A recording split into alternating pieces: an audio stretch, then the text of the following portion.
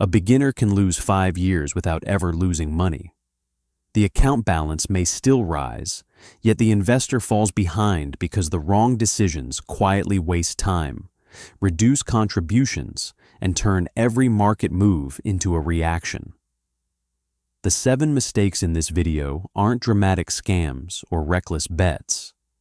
They're ordinary choices that feel sensible, waiting for perfect conditions, investing before defining the job of the money, chasing whatever recently performed best, and changing strategy whenever discomfort appears.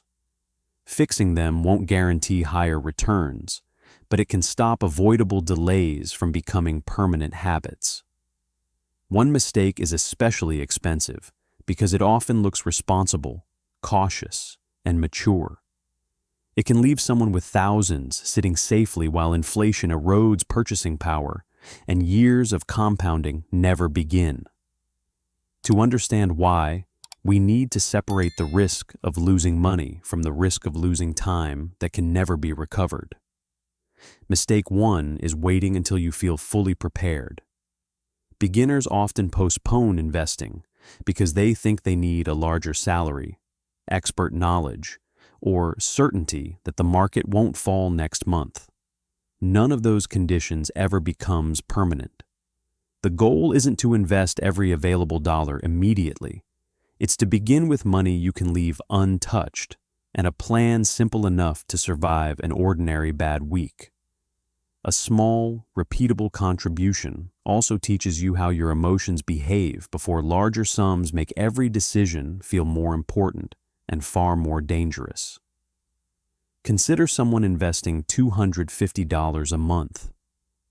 At a hypothetical 7% annual return, compounded monthly, 30 years of contributions would grow to roughly $305,000 before fees, taxes, and inflation. Starting 5 years later and contributing for 25 years produces about $203,000. That difference, around $102,000, isn't a prediction or guaranteed return.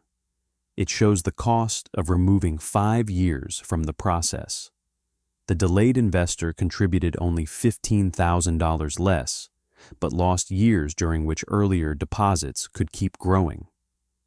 However, beginning quickly creates another danger. Mistake 2 is investing money without deciding when it will be needed. A stock fund might be reasonable for money intended for retirement decades away, because there is time to recover from market declines. The same fund can be a poor home for next year's tuition, a house deposit due in 18 months, or cash reserved for replacing a failing car. If the market drops just before the money is needed, selling may lock in the loss. So before choosing an investment, give the money a job and a date. Money needed soon usually deserves stability and easy access. Money for a distant goal may be able to accept more fluctuation in exchange for greater growth potential. The exact boundary depends on the goal, flexibility, and personal risk capacity, but the principle is fixed. The timeline should choose the level of risk, not excitement. That sounds straightforward. Yet many beginners do define a long-term goal, select a reasonable investment, and still lose years. Their next mistake happens after they've done almost everything right, when another investment begins rising faster. Mistake 3 is chasing the investment that has already won. A beginner sees one fund rising faster than everything else, moves money into it, and feels relieved to be finally doing something smart. The problem is that recent performance says what happened, not what must happen next. By the time an investment becomes the obvious winner, much of the excitement may already be reflected in its price. Suppose 2 beginners each invest $300 a month. One keeps a diversified portfolio aligned with a 20-year goal. The other switches every year into whichever category performed best during the previous 12 months. The second person may occasionally look brilliant, but each switch creates a new chance to buy high, sell low, incur taxes, or abandon a sound plan at the worst moment. The mistake isn't choosing a strong investment. It's treating yesterday's ranking as tomorrow's map. That leads to mistake 4, confusing activity with progress. Constantly checking prices, reading predictions, and making small adjustments can feel responsible. Yet investing rewards decisions that remain useful after the excitement disappears. If your plan only works while you watch it every day, it probably isn't a long-term plan. A beginner who changes course after every headline may spend years owning investments without ever staying invested long enough for the strategy to work.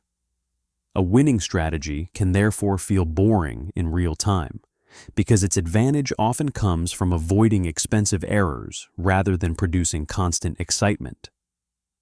Then comes the reversal. Many people assume the dangerous beginner is the person who takes too much risk. Sometimes the bigger delay comes from taking too little. Mistake 5 is keeping long-term money permanently in cash because cash feels safe. Cash is useful for bills, short-term goals, and unexpected expenses. But safety depends on the job of the money. If retirement money sits in cash for 10 years, the balance may not fall, yet its purchasing power can. The account looks stable while the goal quietly becomes more expensive. Take $20,000 left in cash with no interest for 10 years. The number remains $20,000. If prices rise by an average of 3% a year, that money would have purchasing power similar to roughly $14,900 in today's dollars after 10 years. Inflation won't follow a neat path, but the example shows the hidden risk. Avoiding market fluctuation can create a near-certain loss of buying power over long periods. The solution isn't to invest every dollar or ignore your need for stability. It's to separate money by timeline.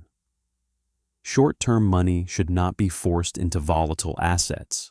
Long-term money should not automatically be denied growth because volatility feels uncomfortable. Now, the first 5 mistakes reveal a pattern. Beginners don't usually lose years because they lack intelligence. They lose years because they keep changing the relationship between risk, time, and purpose. But even a diversified investor with the right timeline can still sabotage the result. The final 2 mistakes concern what happens when the market falls and what happens when life gets more expensive. Mistake 6 is selling because the market finally feels dangerous. A market decline turns an abstract risk questionnaire into a real emotional test. A beginner who felt comfortable with stocks during rising prices may suddenly decide the plan was wrong after seeing a portfolio fall 20%. Selling can stop the discomfort, but it also converts a temporary decline into a permanent result and creates a second decision: when to buy back. That second decision is harder than it sounds. Prices often begin recovering while the news still feels terrible. Waiting until everything feels safe can mean returning only after a large part of the rebound has already happened. The better defense is built before the decline. Choose a level of stock exposure you can realistically hold, keep near-term spending money separate, and expect volatility rather than treating it as evidence that investing has failed. This doesn't mean you must never sell. A change in your goal, timeline, financial circumstances, or the investment itself can justify an adjustment. Panic alone is not a strategy. Mistake 7 is increasing investments only when income rises, while allowing every raise to disappear first. Someone earning $3,500 a month may invest $200 and promise to increase it after the next promotion. Then a raise adds $400 a month, but a newer car costs $260, subscriptions absorb $60, and eating out takes the rest. Their income improved. Their investment rate did not. 5 years later, they are still waiting for enough money to become consistent. The fix is not freezing your lifestyle forever. It is deciding in advance how future increases will be divided. You might direct half of every raise toward investing and use the other half to improve life now. A $400 monthly raise would then increase the investment by $200 without demanding total sacrifice. The exact split can change, but the decision must happen before new spending claims the money. The unresolved question from the beginning was which mistake looks responsible while costing the most time. For many beginners, it is permanent caution, waiting for certainty, holding long-term money in cash, or selling until conditions feel safe. Each choice reduces visible risk today by transferring more risk into tomorrow. A practical plan is simpler than predicting markets. Match each goal to a timeline. Choose a diversified approach you understand. Set a contribution you can maintain through normal months. Increase it when income grows. Review the plan on a schedule or after a genuine life change, not whenever fear or excitement appears.